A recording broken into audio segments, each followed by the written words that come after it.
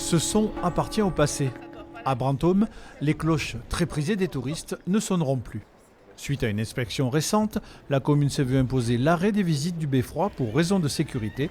Pour en savoir plus, il suffit de suivre l'un des guides de l'abbaye. Pour monter jusqu'au niveau du beffroi, il nous faut grimper à peu près 120 marches. Après cette ascension, arrêt au premier étage de l'édifice daté du XIe siècle, nous sommes juste sous les cloches.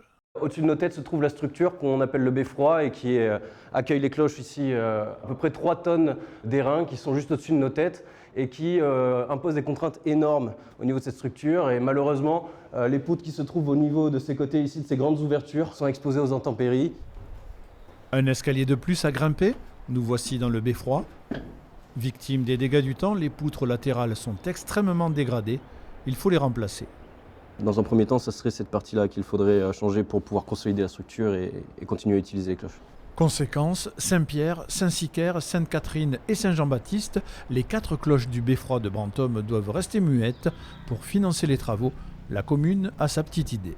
Peut-être nous allons lancer une cagnotte participative, parce que je pense que notre clocher est connu bien au-delà de Brantôme, et peut-être que les citoyens qui ont l'habitude de venir le visiter auront à cœur de participer à sa restauration.